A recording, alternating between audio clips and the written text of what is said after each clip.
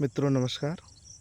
विगत दिनों हमने एक पेड़ को लेकर ध्यान की तरीका सीखा था।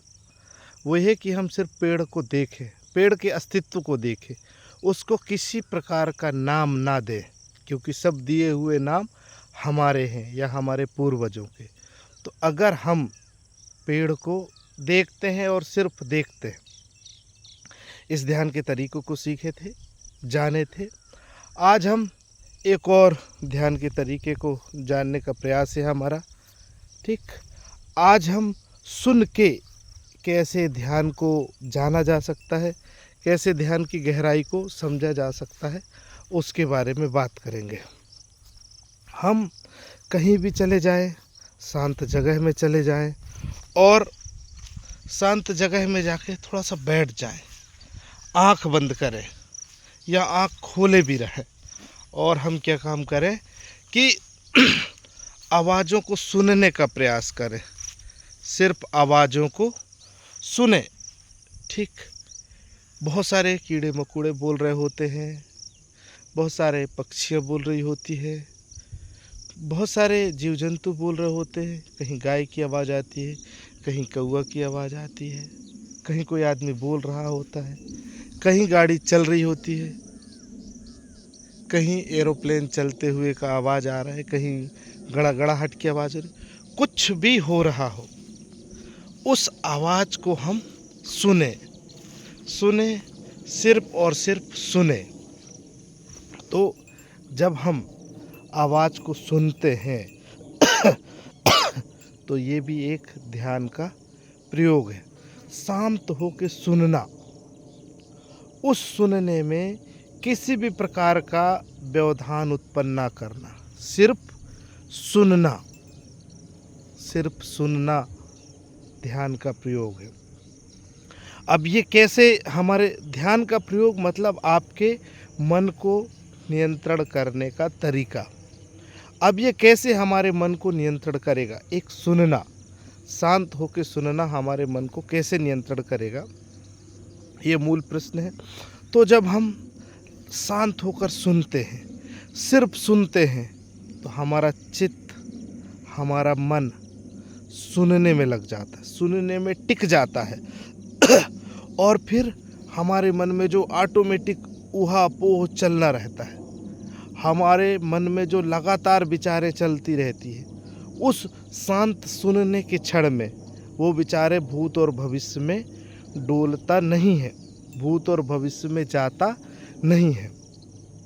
इसलिए जो जैन परंपरा है, जैन धर्म है, जैन धर्म में सबसे शुरू में जो गुरु आए हैं, जैन गुरु, ये जैन मुनि, तो शुरू में जैन धर्म को श्रावक परंपरा कहा जाता था। श्रावक परंपरा कहने का मतलब है कि आप सुन के भी आप अपने मन को कंट्रोल कर सकते हो, आप सुन के भी परमात्मा को प्राप्त कर सकते हो। तो जब हम शांत रह के सुनते हैं, सिर्फ सुनते हैं, कोई भी आवाज़ आए, ये सही है ये गलत है, उसका हमको विचार नहीं करना है, सिर्फ सुनना है।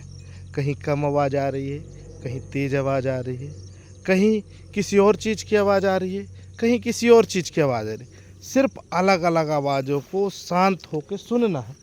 अब मैं जैसे इधर हूँ, तो एक ये भैंस है, इसके गले में घंटी बजती है, तो वो घंटी की आवाज़ क्या है, आप ये देख रहे हैं, जे जा रही है, तो ये घंटी की आवाज़ सुनाई दे रही।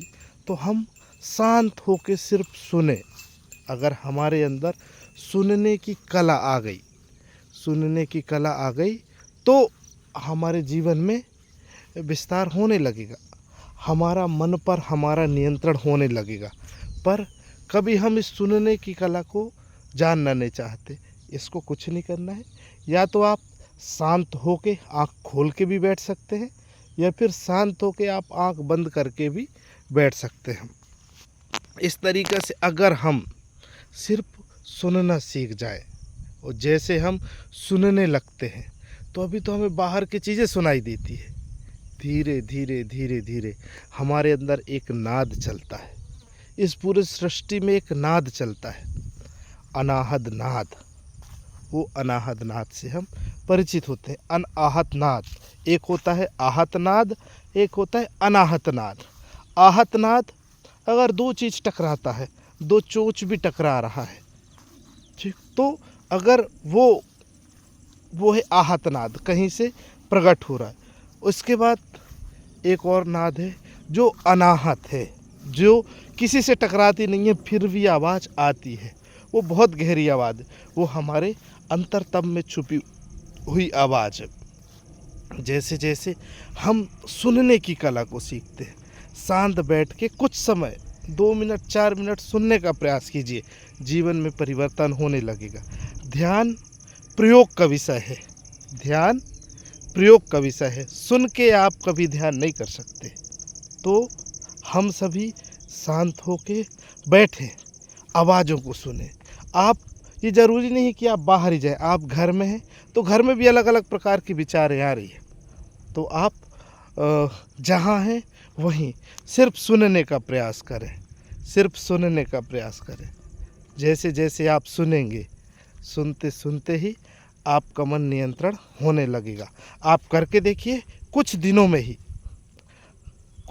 में ही आपके अंदर रूपांतरण होने लगेगा। आप खुद अंतर महसूस करेंगे और आपका जो मनों का भाव है, जो मन में उथल पुथल है, वो कम होने लगेगा। मित्रों, यह प्रयोग का विषय है। ध्यान के हर प्रयोग के विषय है, इसलिए जब तक आप करोगे नहीं तब तक असर नहीं होता। करके देखिए। चलिए, बहुत बहुत धन्यवाद आपका।